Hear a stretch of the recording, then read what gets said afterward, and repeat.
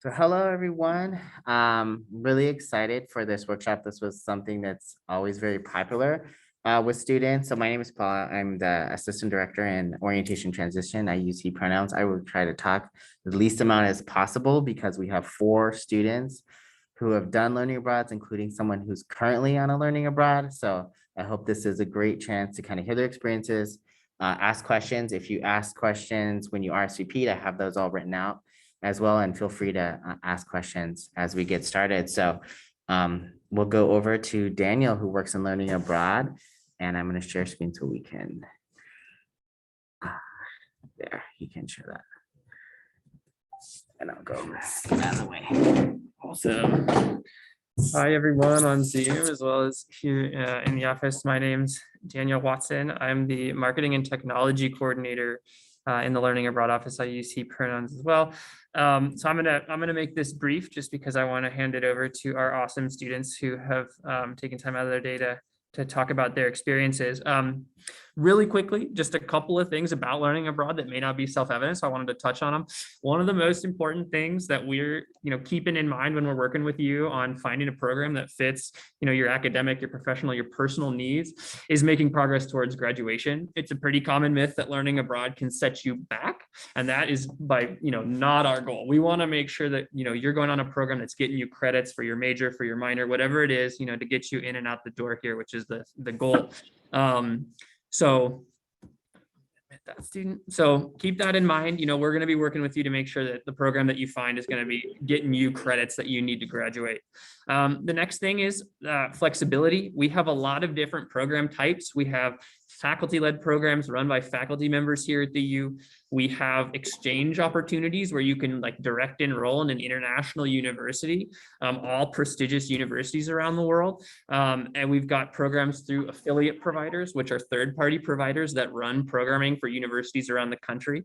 That is to say, we have a lot of different options that can be flexible in terms of how long they are. We've got some as short as a spring or fall break, or like a month or two in the summer, to as long as a semester or a calendar or academic year. So we're really able to work with you to find programs that are flexible in terms of whatever you're studying. So keep that in mind. Another thing is affordability. We know that these programs, sometimes can be more expensive than the cost of attending the U for a semester or something like that. So we're always keeping in mind that you guys are on a budget here, and we're here to help you, meet that budget. We have a lot of different scholarship opportunities through our office. We give out roughly $250,000 a year in scholarships to students participating on our programs. So keep that in mind. We're here to help you find a program that's affordable, but also offer you scholarships and opportunities to bring that cost down. Connections. I think this is something that's a little, underrated in terms of a program, is the connections that you can make on your program. For example, if you go on a faculty-led program, you're able to develop a relationship with a faculty member who down the line could be writing you letters of recommendation to get a job, to get into grad school, whatever it might be. That for me was really important in my undergraduate experience. I was able to develop a relationship with a faculty member who then wrote me letters of rec that got me a job post-graduation. So that's something to keep in mind. And then on top of that, you're going to be developing relationships with your classmates who you're there with, and that those, stand the test of time. They're strong bonds. I still stay in communication with people that I learned abroad with, and they're really important to me. So something to keep in mind. And then lastly, one of the things that is also really important with learning abroad, it's an opportunity to build your resume. It's an opportunity to stand out to employers. We hear from lots of employers that students who are able to articulate what they learned, and not just hard skills, but those soft, super important skills. Flexibility, your ability to work across cultures with different people who are different than us. Those will really help you stand out post-graduation. So that's something to consider as well. So those are a couple of things just wanted to point out about learning abroad. Really quickly, if we're looking at what a timeline looks like for when you would start applying to when you would go abroad, this is kind of a basic kind of beginning to end layout of what that might look like. So, if you're thinking about going abroad, consider about a year in advance to be looking at a program. Most of our students go abroad in the summer because those are shorter term programs. They're easy to fit into their academics. So, you would be thinking probably at the beginning of a fall semester, and then go abroad the coming summer. So this is kind of a basic timeline where you'd need to do Learning Abroad 101, which is a one-time information session everyone does to participate on a Learning Abroad program. You would start meeting with a coordinator. So we have advisors in our office who work with students based on where they're coming from at the university, the college, or the department. You'd be applying for scholarships, and you'd be applying for that program to go abroad in the summer. All of our deadlines are on our website, so you can check those out. But I would say give yourself about a year in terms of applying. Next thing, let me make this full screen. There we go. Sorry about that. Next thing to keep in mind here is cost. I mentioned this briefly. We are, very aware that costs can be prohibitive depending on the type of program. This is an example in the teal of a program that goes abroad for a full semester. It's run through the architecture school, where the overall cost is actually less than attending the university for a semester. So I show this to say that there are opportunities out there to learn abroad on programs and have them cost a little bit less than what it would cost to be on campus here paying tuition. There's opportunities for it to be pretty similar. And then we do have programs that can cost more. So again, when you come in and talk to, one of our advisors, they're going to be able to direct you towards programs that can fit your budget. So we want to work with you to make sure that you can find those. I want to say that it's a myth that learning abroad has to be more expensive than you studying here. That's not to say we definitely have programs that cost more, but we also have a lot that are the same. The exchange programs we offer, you pay the same amount as you would to study here. The difference in cost being what it costs to live there. And honestly, the Salt Lake Valley is kind of expensive right now. And so if you're thinking about those things, keep that in mind. If you go to a location where the cost of living is lower, that's going to be savings on your part. So something to keep in mind there. The last thing really quickly is a program search. It's really easy to hop on our website and look at programs. Our website is learningabroad.utah.edu. Feel free to hop on there and you can go through our program search, look at the different programs that are out there, and then you're welcome to schedule appointments with our staff. So that's my quick little spiel. We are really close by here. We're just like right around the corner in Union 159. We're open Monday to Friday, 8 to 5. So swing on by and ask us any questions. We're more than happy to help. All right. Thank you, Daniel. And we've got a lot to do, so let me make sure. And then there was a question that, yes, this will be recorded and we'll post it on our website. So if you missed anything or you wanted to see anything, you can definitely watch it later. I also want to make a quick point that we did one a prior semester that has different students' experience in learning abroad. So just hopefully all together, you can just get as much information here, as many different experiences as possible. And I'll send that out to everyone. So let's start with our students to introduce themselves. So we'll start with our in-person people. And so do you wanna, let's make sure that screen is on. So can you introduce yourself and talk a little bit about your learning abroad? Yeah, hi everybody. My name is Brinley and I am a former learning abroad participant. I studied abroad through an affiliate program called USAC, and I went to Reggio Emilia, Italy. The program itself was a communications, education, and health program. I got my undergrad in communications, and I really didn't think that there would be a chance for me to find courses that really aligned, because I was also a senior at the time, which was a little concerning, but it just so happened that I had a lot of electives left, so it really worked out for me. And I was also able to experience other classes. So I took Italian 1 and 2 that might not really have aligned with my undergrad. So I was exposed to a lot more than I intentionally set out to experience, which was really beneficial for me in all aspects of my life.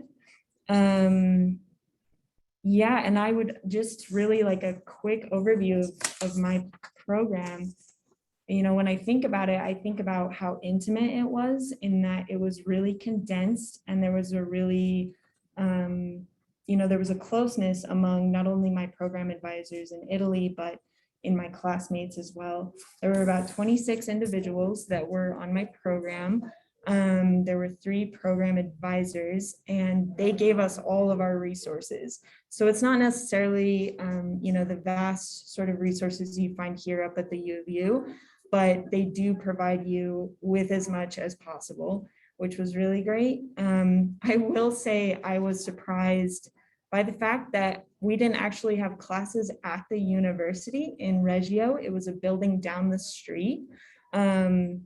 And it was in one classroom. Everything was held in one classroom, which was, it created a sort of familiarity and comfort that was really nice.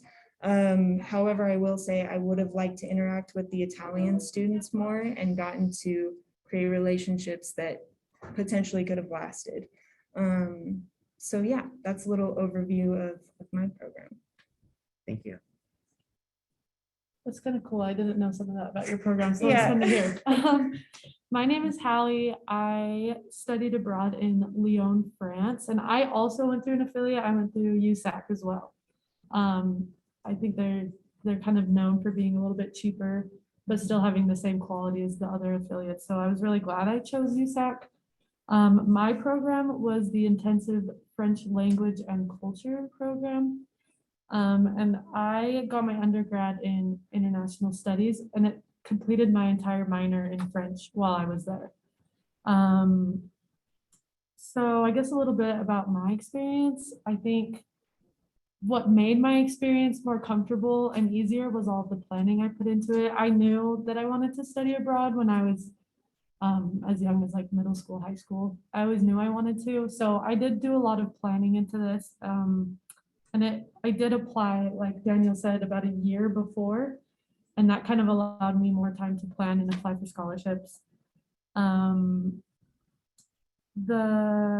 With going with USAC, you are with a whole group of Americans, so you're not alone. Like she said, you have resources while you're there. You're around other students from America. It's really nice, and it definitely made it more comfortable going through that sort of program, which is what I was looking for. So it depends on the goals that you have, whether you want more independence or more support.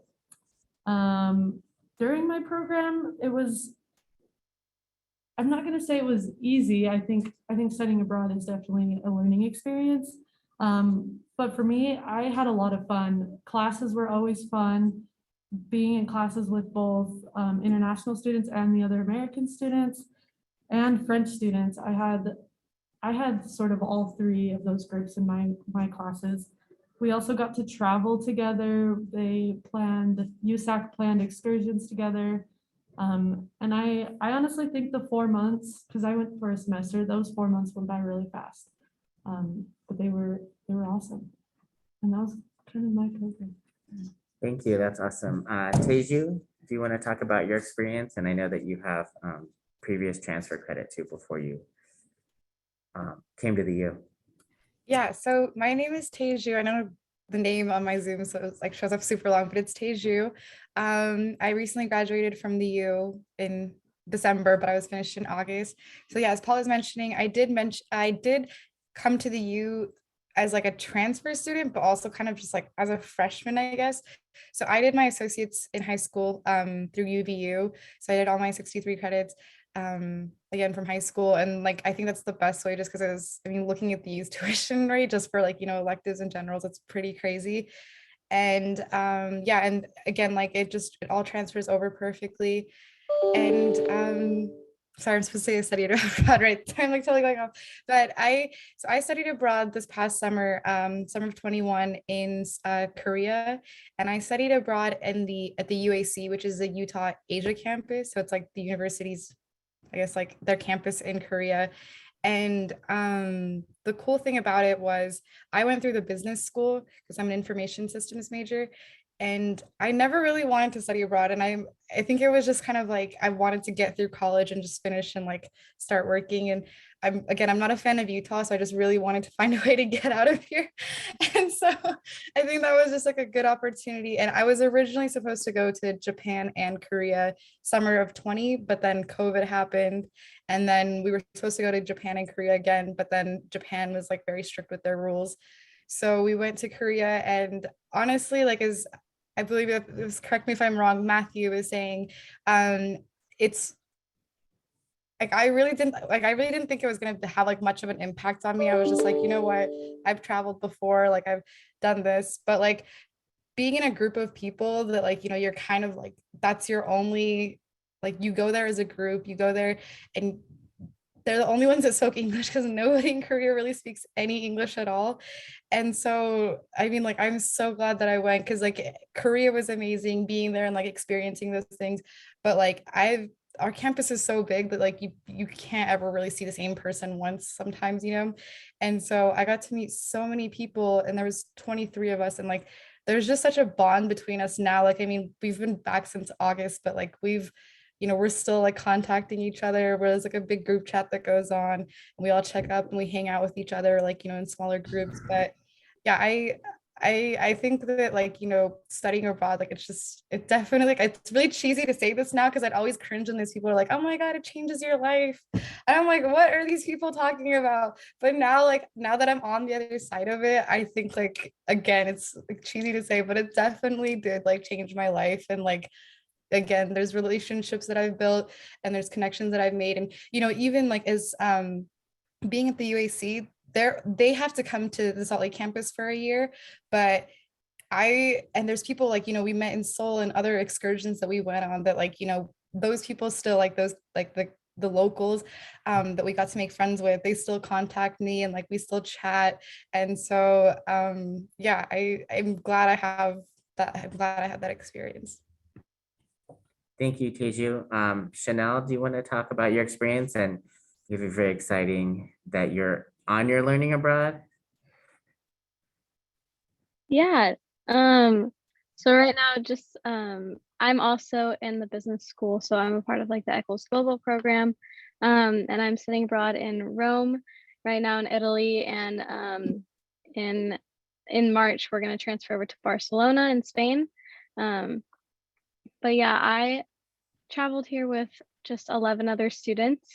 So there's 12 of us here on the study abroad, so it's a very small group. And like from the day we all got here, I was like, guys, let's hang out. There's like 12 of us. Like, let's get to know each other. And so we all went out to go get pizza and pasta, you know, like Italy's thing. And we've all gotten really close. My program set up a little bit differently. We weren't able to get our visas in time. So my program went from a whole semester just down to 3 months.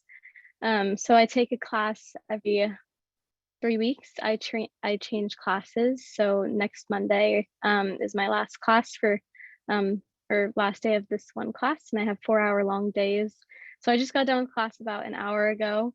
So it's around 8:30 here. But so far it's been so much fun. I've traveled on the weekends here in Rome with all of my friends, and we're planning on leaving tomorrow again to Amalfi Coast. Something I wish I knew a little bit more about was that, like, at least in Rome, not a lot of people speak English, and I definitely came here thinking like for sure people were gonna know what I was talking about, and they look at me like I'm crazy. So I would say, like, if you even try to know a little bit, like, excuse me, please, thank you, like, I don't know what you're talking about, something like that, like just some basic like phrases, it definitely helps a lot. Um, and I didn't get any like scholarships for my program, just I'm an out-of-state student, but I just definitely wanted to get out of Utah just for the next semester because of COVID and everything. Um, and experiencing COVID kind of in a different country is a little different. We It's like the police will more mandate you on masks. So if you're thinking about that, just make sure to know that your like masks definitely have to be on. Um, and so far, like as as long as I or as far as I've been out here, like I've definitely grown as a person. I feel like I've learned to respect like the culture of different countries more. Like you have to be more respectful of different things that you do. Like you can't be as rowdy in restaurants. I know that we all, like all my friends here, we all went to dinner for someone's birthday the other night and we definitely got yelled at because we were singing happy birthday. So definitely don't do that. But it was fun while it lasted. We got told to leave if you were being too loud again.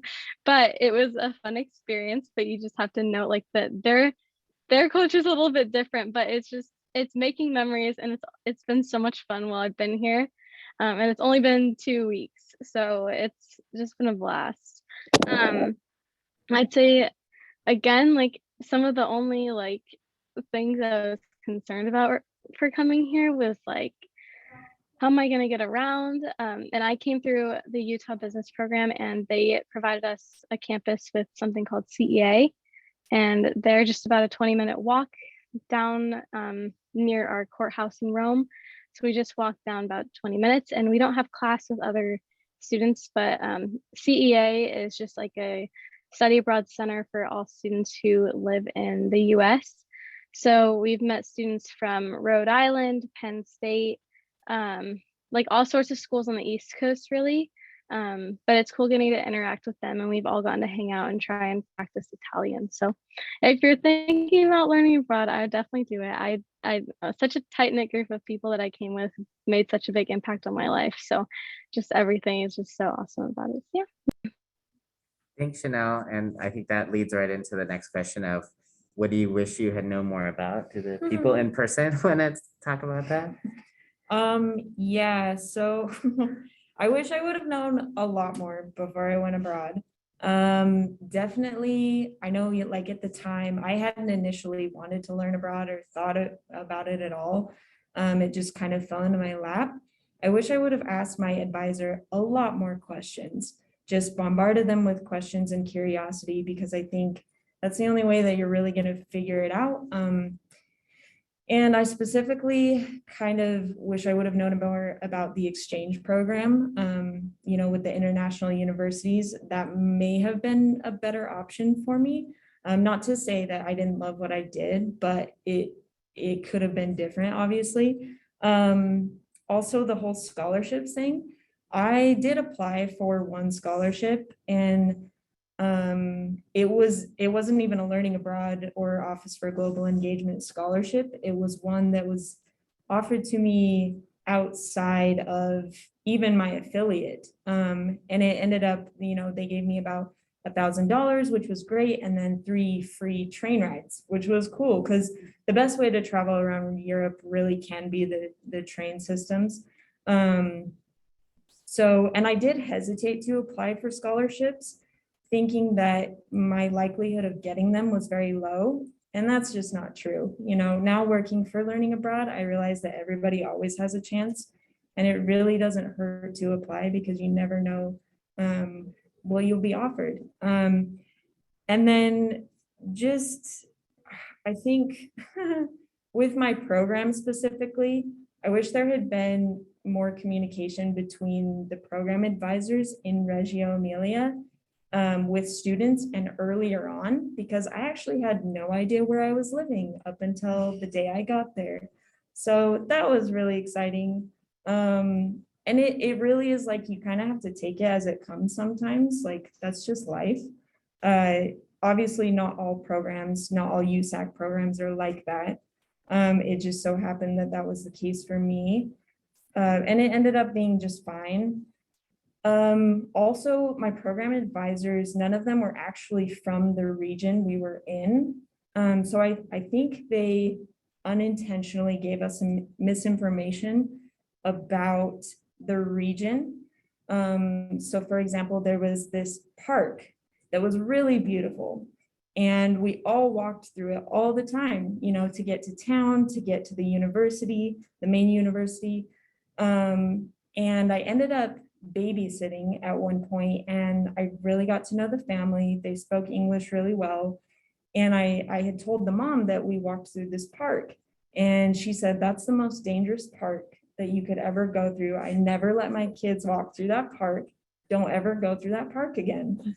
And so, I highly recommend getting to know the locals so you know the region, not to discount the program advisors, but they might not know everything. And that's okay. It's not really their job to know the ins and outs of, the cracks and crevices of the city itself. It's really a culture thing. So those are some things that I wish I would have known.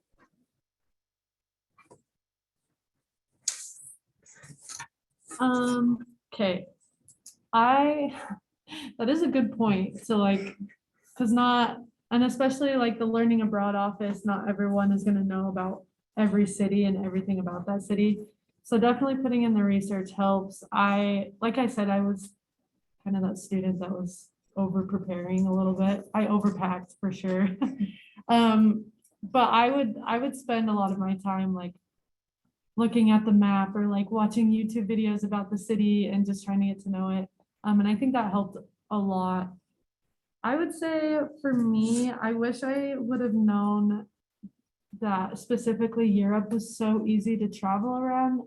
And I wish I would have saved more to do more traveling, like on the weekends or whatnot, because you can get like a flight in Europe for like $20. And I wish I would have known that and saved extra money for that traveling because I only kind of budgeted to stay in the city. I went my sophomore year, so I was like, I just turned 19. I just left my parents' house. So like I didn't have tons of money. So I wish I knew that and I wish I saved a little bit more. But besides that, I think the only thing I can really think about is I wish that I just had more French skills that I worked on right before I went over, which obviously the program is meant to teach you the language. My program was a language program. We had classes for 4 hours every day learning the language, but I wish that I still practiced before I left and had some of those like survival conversational skills that I wasn't really practicing at all. Thank you. Teji, do you want to talk? Yeah, so I think like the one thing that I kind of wish I would have known, really, again, like just to, like say this again, like I really just wanted to get out of Utah. I think I've been trying to get out since like the day I came here. But so I didn't really plan much of like all that I thought was like I just need to get to Salt Lake Airport. And then when I got there, I was like, wait, I'm actually going to Korea. Like I have no idea what I'm doing. But so I went with the business school for the IS program, and my Professor Chong is like God sent, really. He planned so many things for us. Like we literally, I mean, like even talking to some of the locals in Korea and like telling them where we had been, like even they hadn't been to that part of the country. And Korea, if you look at like the geography of it, it's half the size of Utah, but there's about 53 million people. So it's pretty, I mean, it's easy to get by. And I mean, it's one small country and it's really an island because like you can't go anywhere. You can't go to North Korea and every other part is covered by water. But one thing that I don't think this is gonna like apply if you don't go to like a country where it's like you can at least see what it kind of says, because again, Korean language is like symbols. It's just like getting to know the COVID rules and how people are like culturally about it. Because in Korea, like, we would go when we first got there, we did the 2-week quarantine. And then when we go out into the public, you'd have to be in groups of 4. And then like our last 3 weeks, it was groups of 4, but then after 6 p.m. it was 2. But we didn't really like, they told us this rule, but like I guess we didn't understand like the severity of it. And they would always like send out like these notifications like on the apps, but it's all Korean, so we couldn't read it. And then the government, I think, caught on that we were in the city and we were just like, so we did kind of get a warning from like the government and then the professors. And I really think like one thing that you should do is just like definitely ask about like scholarships and like, because there's so many out there. And I know again, like this is really cheesy because like I hate saying it now because like people said this before and I would cringe because I'm like, of course there's scholarships, but like you're not gonna get any, but just really ask around, talk to people. And like one of the reasons, and I feel like I owe this to Paul really like indirectly, is he like kind of like was talking about Rich Kafusi, who's over the opportunity scholars at the business school. And I got a scholarship halfway through my program and I was like, oh, wow, this takes off like more than half of what I have to pay for this program. But, and another thing is, I think just they will like, like the learning abroad program, like the sessions that they have to prepare you for like, going into the country and giving you little facts here and there. I think do your own research before, because like there's obviously going to be some things that they miss, and like really study like the region that you're in. And yeah, that's all I can say. There's really not much I can do. I feel like my program was pretty well planned out with what they did, since it was like, faculty led, group led. So yeah. Thanks, Teju. Anything else you want to add, Chanel? I know you started off with some things you wish you knew more about. Oh yeah, though, just the things to just definitely keep in mind is just try and know a little bit of like their language, because it can definitely help you out in the long run. Like I didn't know how to say thank you at all, and so I'd say thank you and they'd look at me like I was stupid. So now I learned that it's like gracia, and I'm like, okay, I say that everywhere. And I, even if I like accidentally run into people, I think they look at you nicer, because I feel like since I've been here, Italians don't really like Americans, and they know when you're American. That's like the worst part, is like you'll be walking down the street and they'll like point at you and they're like, you're American. I'm like, I don't know how you just determine that, but it's definitely been an interesting experience. So I'd say research ahead of time. I didn't really research at all, because again, I thought everyone here spoke English and I was definitely mistaken. So just do your research, and it'll still be a great time either way. I think also, just to add to that, just don't really like go in with expectations, because I feel like when you go in with expectations and like a set schedule of like, I need to do this and this and this, you like overwhelm yourself. But like, there was days where like we would have like, and again, I think me and Chanel are on, like we went on the same program, but just different countries. Our classes would end Thursdays. And I remember like after class one Thursday, we had like all our assignments and everything done. And we literally just, me and like two other people were like, let's just get on a bus and go to the other side of the country. And we literally just bought a ticket. Like we didn't know where we were going. And we ended up on the other side of the country, like in 2 hours, because it's such a small country. And I think that's like the best way to like approach anything, is really don't have any expectations. I mean, like really just go there to have like a good time. Because like anywhere you go in any foreign country, I mean, anytime you leave Utah, like I think you'll have a good time. I think it's like,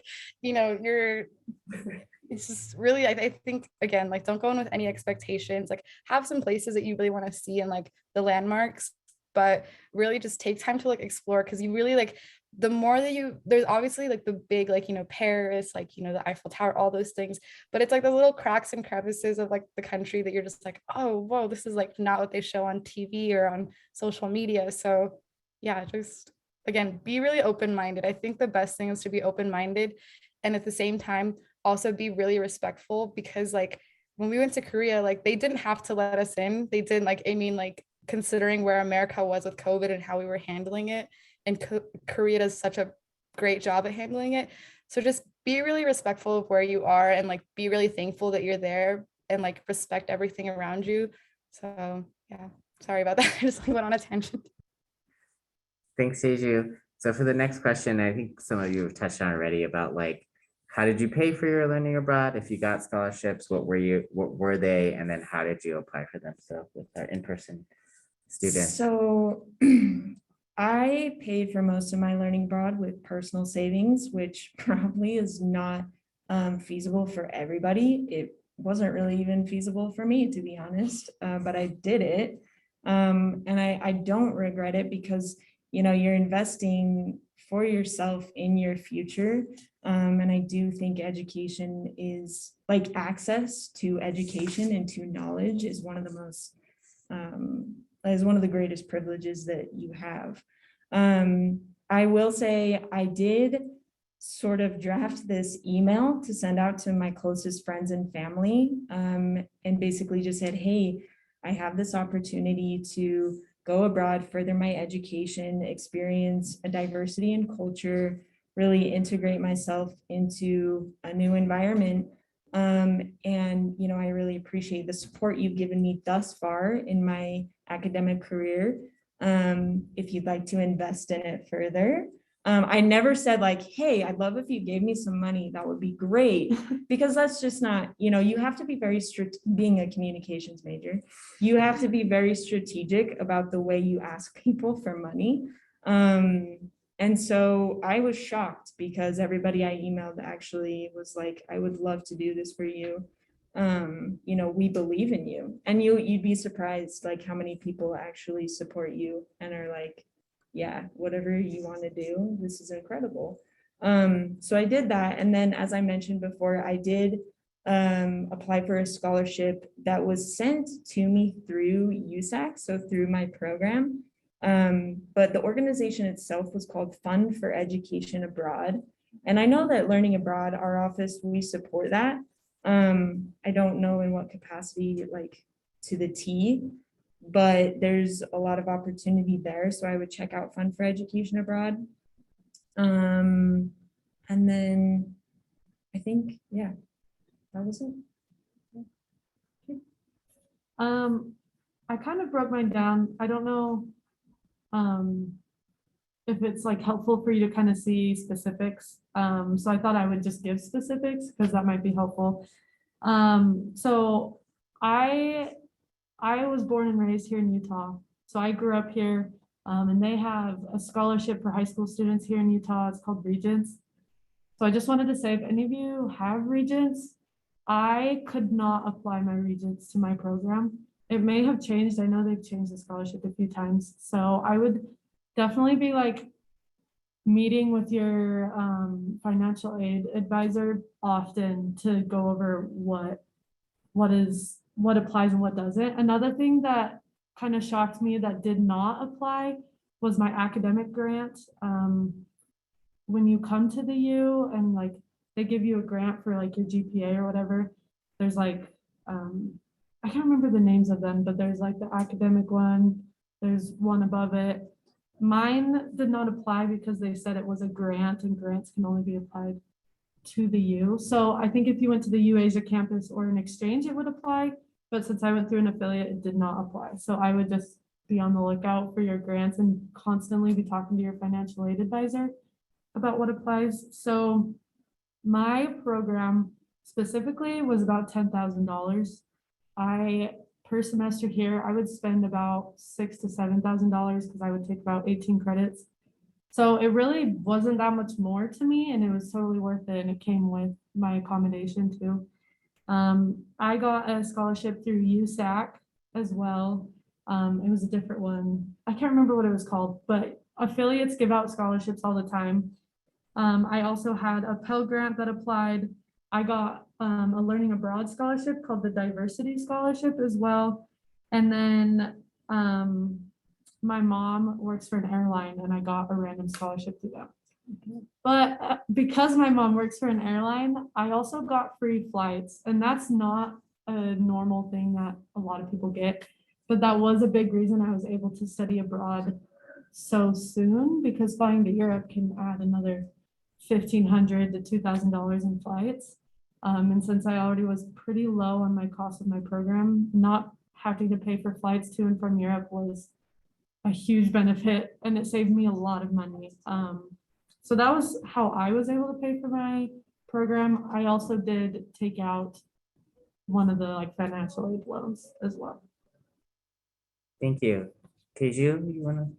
Yeah, so my program cost with the business school, how they do it is it just kind of like applies like as your regular tuition. So it wasn't like, since they plan it out with like their specific vendor, but like the cost just comes in as like, it just goes on your regular tuition statement. And the cost of my program, and I think I really lucked out because like for the next year program or this summer program, it's $2,000 more and they have to pay for their flights. But my program was $12,000, and I kind of was I just worked a lot during like, COVID, extra hours, extra jobs. And I was like, I'll just pay it on my own and like, I'll borrow some loans, that was the initial plan. And so it was 12 grand. And that included like the 2-week quarantine, the flights, the transportation within Korea. Like we got like subway cards, and then we got our SIM cards. And then that also included like weekend excursions and hotels. really the only thing we had to pay for was like our personal like expenses, like food and like other travel that we did.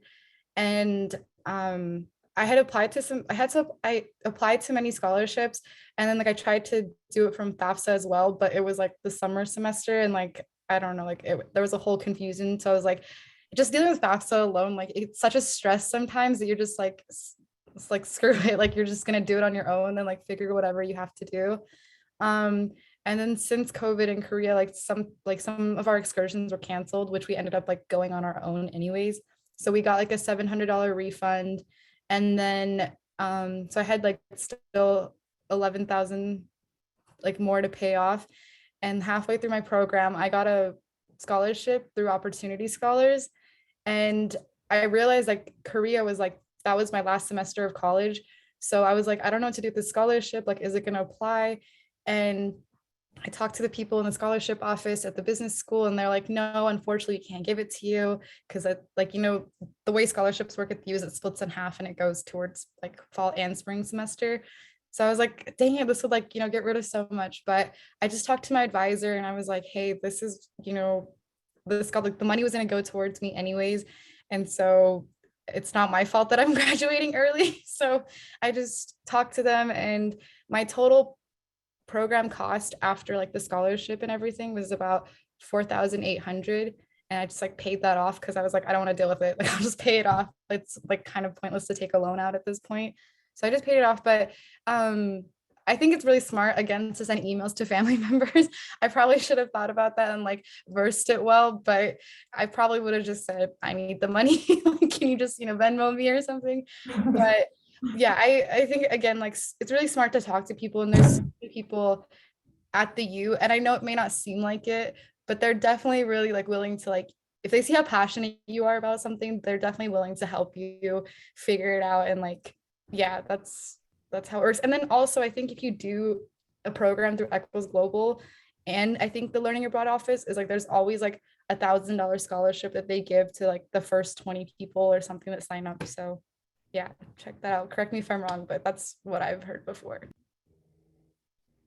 Chanel?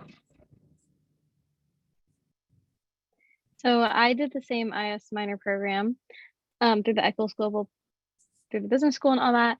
And my program was supposed to be around like $14,000.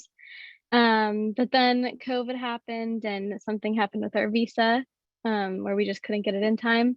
So our program got cut down to around $11,000, just a little over that. But that was without flights, that was without transportation, that was without everything. He basically needed to get to Italy. But Buzz, who is our Eccles Global coordinator, he is my saving grace. I talked to him about everything. He helped me get a flight over to Italy and returning flights, flights to Barcelona. He also he gave us that $3,000 back for our flights just so we could get it ourselves, and the hassle of getting the visa was just complicated. And he also wanted to give us an opportunity to go travel on the weekends since our semester was shortened. So he also provided some of that money back to us. And as well as like a bus pass, and that's like including some excursions as well. Like we're going to Florence for a weekend, to like a little island like Capri in Italy. So a bunch of different little events that are included in that tuition, but it's definitely a little pricey. I did not apply for any scholarships because honestly my dad told me not to. I don't know why he told me not to, but I just listen to what he says. So he told me not to apply for a scholarship and I did not. So they're helping me pay for college. That was kind of like, if I get good grades, they'll help me pay for college. And so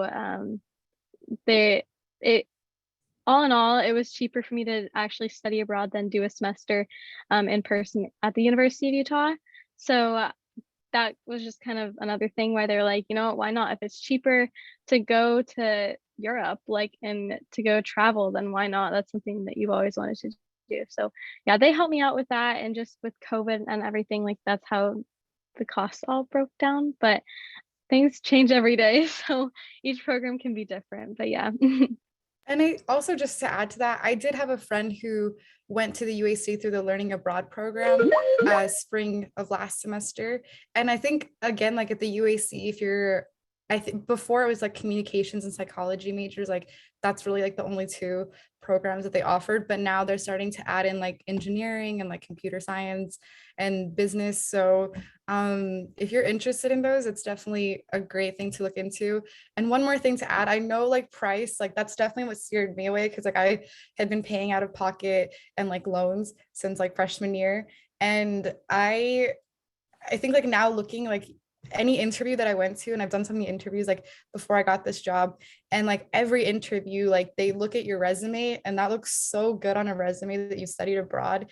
And especially for me, like so I work at Goldman Sachs and like it's like a global company. And so like for them to say like what they kept asking in the interview was like, so how did you manage your way in South Korea, like not knowing Korean, or like how do you deal with the people, the culture, like how do you get past those barriers?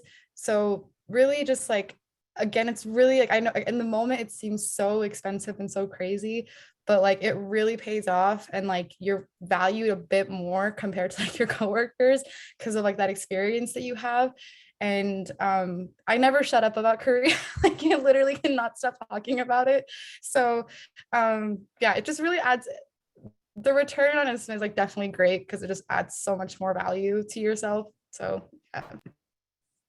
Thank you. And in the interest of time, because I know that there's a lot of questions, would you all agree that you would recommend doing a learning abroad?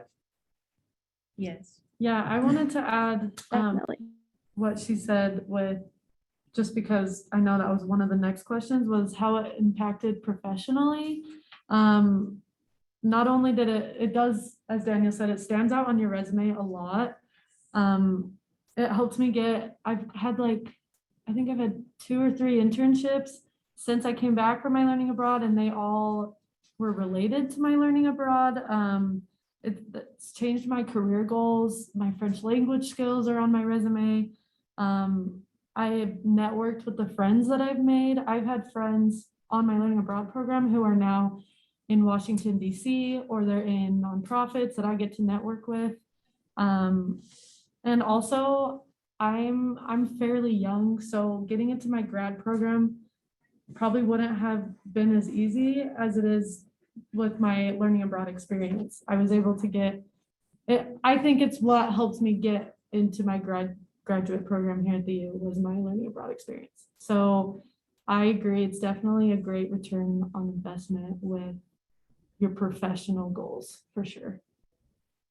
Thank you. And so wanted to open up if anyone in person had questions, if people over Zoom want to ask questions or type in the chat. We do have some that people submitted earlier, but I want to prioritize. If you have a question right this second, you want to ask it, please ask it. So any questions? I have a whole like page of questions people asked before the workshop that I can go into. Anyone have a question in person? Yes, Sorry, I don't remember your name. Paul. But, thank you. You said that you sorry, what's your name in the middle? Oh, That's right. Brinley. Brindley? Brinley, yeah. You said that you went your senior year, correct? Yeah.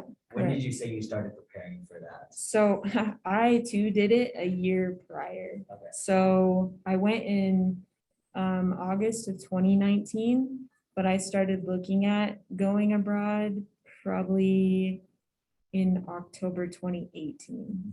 So pretty far in advance. And then like as a senior, was it hard to kind of rearrange those credits that went into your bachelor's? Not necessarily, just because okay, so if you choose to go on a learning abroad as a senior, I would make sure that whatever program you're looking at, you make sure that they have courses that can transfer to the U that are equivalent. You know what I mean? So you're advancing your degree. You're not just stagnant in your degree.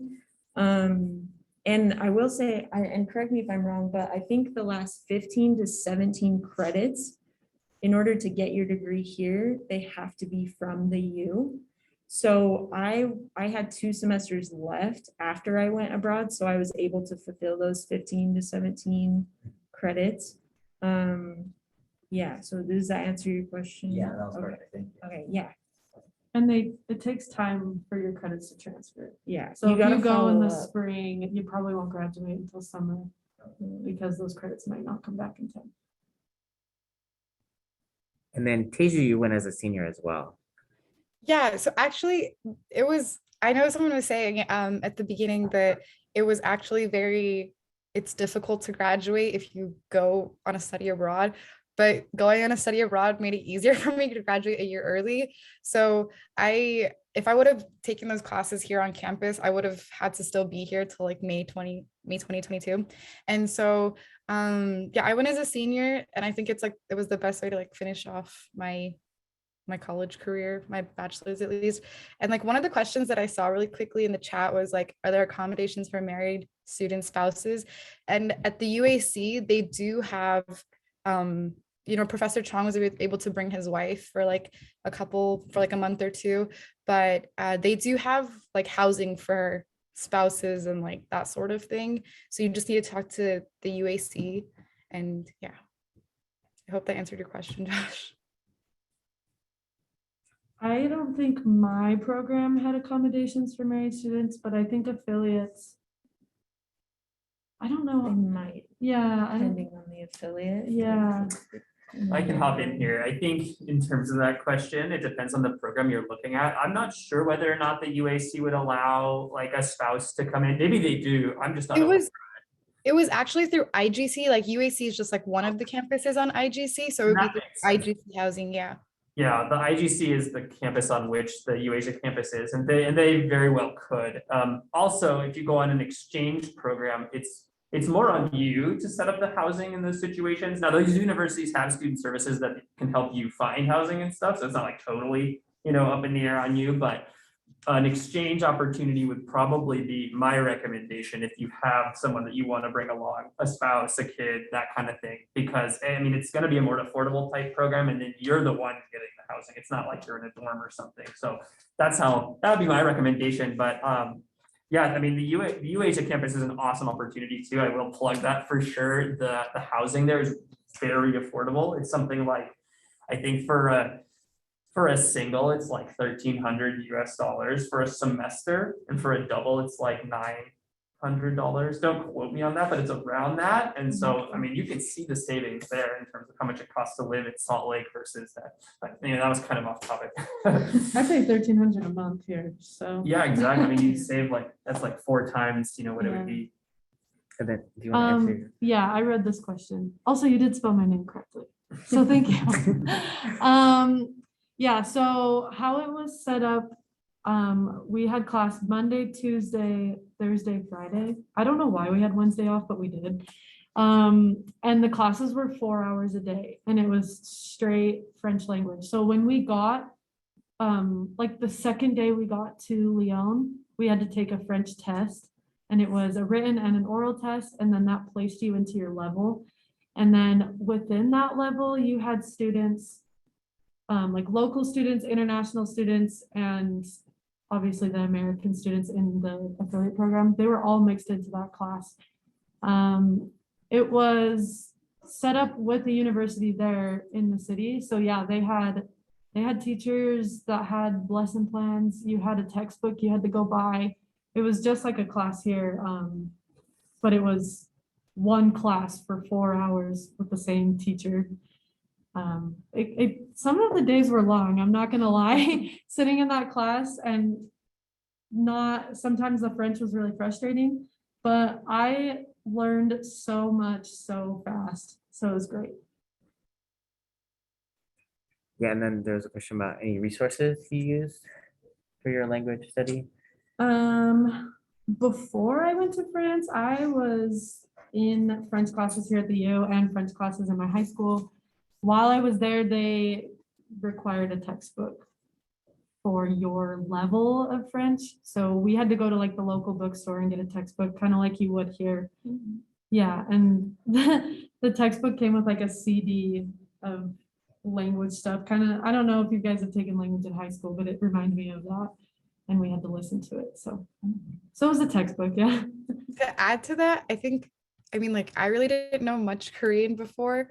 I mean, I knew like a good amount, but like the way that I learned was actually just watching K-dramas, which is like what everybody I feel like is doing. So it's pretty easy to like pick up. And then like the 2 weeks of quarantine that we had, we just, again, I just watched K-dramas and like Duolingo and that kind of stuff. But really like once you get there, the translation apps really help. And you'll learn that people are like pretty patient with you. At least they were in Korea. They're pretty patient, understanding. But yeah, I would recommend watching TV shows. It's like the best way since like actual conversation and not like heavy textbook kind of, conversations. And I think the next question in the chat is more for Daniel. So just to let you know, many students possibly started the U this semester in spring. And so the student was saying like they just learned about learning abroad. And so kind of what are the timelines? Like when do they need to apply? Kind of know if they're like a brand new student. This one asked about summer. Yeah, so our summer deadline for faculty-led programs is February 15th. So there's definitely still time. It's a shorter window, but there's definitely time to apply for some of our faculty-led programs. And then beyond that, both of the programs that Brinley and Hallie are talking about, an affiliate program, that deadline's not until June 1st. So there's definitely time if you're trying to go abroad this summer and want to be looking into programs. And then beyond that, we have, deadlines for fall and for spring that would be later, like June 1st or into October. So if you want to be going abroad this summer, there's time, but there would also, you could also be thinking a little bit longer term. My recommendation is if you're trying to go abroad this summer, swing by our office, which is in the downstairs of the Union Building, and come and chat with one of our student staff who've been on programs and can talk you through it. And then we can also schedule you a time to meet with one of our coordinator staff who are very knowledgeable about all the programs that we have. Yes, I definitely agree. And then kind of another question is, how do you know how much money you need for food or housing, et cetera, to kind of estimate ahead of time? Go ahead. No, you go. I was gonna say, I had kind of a fun way to go about it. In this day and age, if you're going to a first world country, they are gonna have grocery stores that have sort of like the e-shop type of things that we have here in the US. And so I would go onto their websites and like pretend grocery shop and try to plan out how much that would cost. And it actually was pretty accurate what I planned. Housing was included with our affiliate program, or it was for mine. It wasn't for mine. Okay, mine was included in the cost. And I got like the cheapest student dorm. It looked like a kind of a trailer park room. I'm not gonna lie, but it was so fun. For your friends. Yeah, I went a really cheap route, but it just depends on your goals and how you want to live while you're abroad. Yeah, Teju took her lunch break to join us. So just so you know, she is back at work. And so, but yes, if you need her contact info, reach out to me. I'll put my email in the chat. I know we're running out of time. And both of us are in the Learning Abroad office, so you can come in and talk to us anytime if you want to learn more about it too. And there's other student staff that have also gone abroad that work in the office. Yeah, and so definitely take advantage. My email is paul.fisk@utah.edu, and I'm trying to type it sideways and it's not working. But yes, please feel free to reach out to Learning Abroad office. I really want you all to feel like you can reach out to them and that they're a great resource for you all. So please, I hope if you get anything that like you can do it, and that you should definitely reach out to Daniel and Brinley and Hallie and everyone else who works there. I think it's such a great opportunity. I know just from my experience working with transfer students, it could feel really hard to do as a transfer student. So I just want to make sure that the more that it can be seen as like, yes, you could do it, the better. We are 2 minutes over, so I'm gonna stop, but this will be recorded. It'll be on our website. And